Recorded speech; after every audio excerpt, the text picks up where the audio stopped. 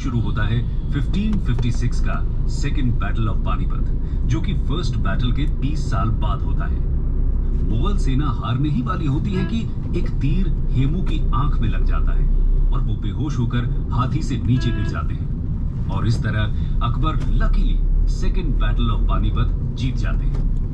अगले 4-5 साल तक बैरम खान ही उनके बिहाफ पर एडमिनिस्ट्रेशन चलाते हैं, पर धीरे धीरे अकबर को बैरम खान बहुत अथॉरिटेरियन लगने लगते हैं और दरबार में बहुत पॉलिटिक्स भी होने लगती है।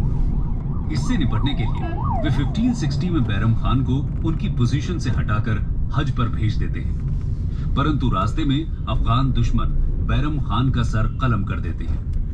बैरम खान को हटाने के बाद अकबर का पूरा फोकस एक्सपेंशन पर आ जाता है। आइए जानते हैं अकबर के कॉन्क्वेस्ट्स के बारे में। अकबर्स कॉन्क्वेस्ट्स।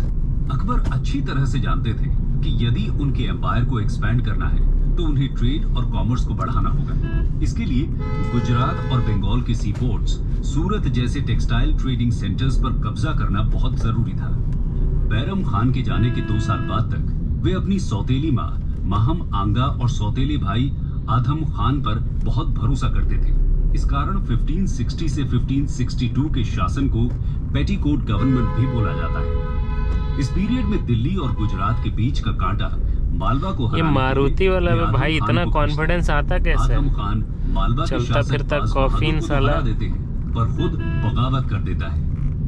इतना ही नहीं, आगे चलकर उन्हें अपने दूसरे सौतेले भाई और काबुल का रूलर मिर्जा हाकिम के रिबेलियन का भी सामना करना पड़ता है। इससे अकबर को बहुत बड़ी सीख मिलती है। आगे रिबेलियंस ना हो इसलिए वो डिप्लोमेसी, मैट्रिमोनियल अलायंस और लड़ाई तीनों का स्ट्रेटेजिक यूज करने लगते हैं। सबसे पहले वे घोषणा करते हैं कि वे हिंदुस्तान को अपना परमानेंट घर बनाना चाहते हैं। इसके लिए वे कुछ राजपूत रूलर्स से हाथ मिलाते हैं, उनकी प्रिंसेसेस से शादी करते हैं, उन्हें मुगल एडमिनिस्ट्रेशन में सीनियर एडमिनिस्ट्रेटिव और मिलिट्री पोजीशंस देते हैं। नतीजा ये होता है कि कई राजपूत रूलर्स 4 जनरेशंस तक मुगल्स को अपनी लॉयल्टी और सर्विस देते हैं।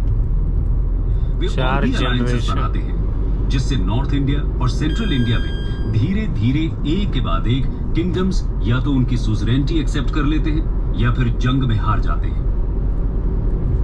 क्रोनोलॉजिकली देखें तो सेंट्रल और वेस्ट इंडिया में Malwa, Garh Katanga which is part of Gondwana, Chittor capital of Sisodias of Mewar, Ranthambore, Marwar, Gujarat, Haldi Ghati, सिसोदियाज, Rana Pratap और डेक्कन में खानदेश, बेरार और पार्ट्स ऑफ अहमदनगर उनके कब्जे में आ जाते हैं। ईस्ट इंडिया में बंगाल, बिहार फ्रॉम दाऊद खान करानी और उड़ीसा तक उनका झंडा बुलंद हो जाता है। इसके अलावा नॉर्थ वेस्ट फ्रंटियर हमेशा से भारतीय शासकों के लिए हेडेक बना रहा है। सेंट्रल और ईस्ट इंडिया को जीतने के बाद वे फॉरेन इन्वेजन से बचने के लिए काबुल, कश्मीर, सिंध, बलूचिस्तान और कांदाहार फ्रॉम सफाविद्स ऑफ ईरान को वापस से अपने कंट्रोल में ले लेते हैं। यहाँ एक ध्यान देने की बात है कि वे सिर्फ लड़ाई जीतने में इंटरेस्ट नहीं रखते थे, बल्कि लड़ाई जीतने के बाद मैक्सिमम केसेस में बिना ह्यूमिलिएट किए वहीं के लोकल राजा को वापस रीइंस्टेट कर देते थे। बदले में उन रूलर्स को सुजरेनिटी एक्सेप्ट कर टैक्स देना होता था। ऐसी पॉलिसी किसी भी मुस्लिम रूलर ने पहले नहीं अपनाई थी। उदाहरण के लिए अलाउद्दीन खिलजी और मोहम्मद बिन तुगलक अकबर जैसे सफल शासक नहीं बन पाए थे। ये तो थी अकबर के कॉन्क्वेस्ट की बात। आइए इन कॉन्क्वेस्ट के दौरान हुए कुछ यादगार लड़ाइयों के बारे में जान लेते हैं। Epic battles. अकबर के कोरोनेशन के बाद 1556 में हुई सेकेंड बैटल ऑफ पानीपत उनकी पहली लड़ाई थी। इसे जीतना मुगल साम्राज्य के लिए एक लाइफलाइन की तरह काम करता है। वहीं सेंट्रल इंडिया में गढ़ काटंगा को जीतने की लड़ाई भी बहुत प्रेरित करने वाली है। यहाँ गोंड की महान रानी दुर्गावती का शासन था। वो अपने बेटे राजा वीर नारायण की रीजेंट थी। 1564 में हुए बैटल ऑफ दामोह में वो अकबर के कमांडर असफ खान से हार जाती है, पर उनके साहस और पराक्रम की गाथा आज भी गोंड ट्राइब्स के लिए इंस्पिरेशन है। गुजरात में अहमदाबाद और सूरत को जीतने के दौरान मिर्जाओं से लड़ाई भी एपिक थी। गुजरात जीतने की खुशी में उन्होंने आगरा से 36 किलोमीटर दूर फतेहपुर सीकरी में बुलंद दरवाजा यानी डोर ऑफ विक्ट्री भी बनवाया था।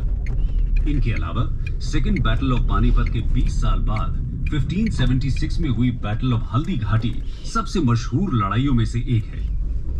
अकबर की राजपूत पॉलिसी के कारण धीरे धीरे सभी राजपूत रूलर्स अकबर की सुप्रीमेसी एक्सेप्ट करने लगे थे, पर चित्तौड़ के राजपूतों की मुगलों से पुरानी दुश्मनी थी। कॉन्टेक्स्ट के लिए 1527 के बैटल ऑफ खांडवा में महाराणा प्रताप के दादा राणा सांगा को बाबर ने हरा दिया था। तब से सिसोदिया राजपूतों को मुगल्स बिल्कुल पसंद नहीं थे। राणा सांगा के बाद उनके बेटे राणा उदय सिंह ने भी लड़ाई जारी रखी। उनके टाइम में he sees of Chittorgarh fort हुआ था।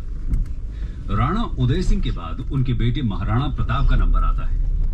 अकबर के कहने पर आमेर के राजा मान सिंह महाराणा प्रताप से दोस्ती का हाथ बढ़ाते हैं, पर महाराणा प्रताप मना कर देते हैं। परिणाम स्वरूप हल्दी घाटी की लड़ाई में अकबर की सेना का नेतृत्व राजा मान सिंह करते हैं। वहीं महाराणा प्रताप को अफगानों, भीलों और उनके यूनिकॉर्न घोड़े चेतक का सपोर्ट प्राप्त था।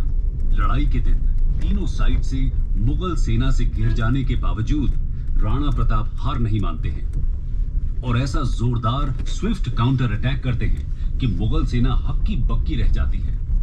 वैसे तो ये लड़ाई इनकंक्लूसिव रहती है। साला लाइंस चेतक नहीं होता लगता जा तो हल्दी घाटी की लड़ाई में महाराणा प्रताप वीर गति को प्राप्त हो गए होते। हिस्टोरियंस इस लड़ाई को लेजेंड्स की लड़ाई मानते हैं। कैसे हटवाया जाए? अभी हमने कुछ एपिक बैटल्स के बारे में लाइन से जाना, जिसके साथ ये पॉलिटिकल हिस्ट्री समाप्त हो जाती है। लगाते जा ढेर सारी लड़ाइयों को जीतने के कारण अकबर मुगलों के ही नहीं बल्कि पूरी इंडियन हिस्ट्री में एक स्पेशल प्लेस रखते हैं। पर ऐसा क्यों है कि हिंदुस्तान के इतिहास में वो एक हीरो हैं और पाकिस्तान की हिस्ट्री बुक्स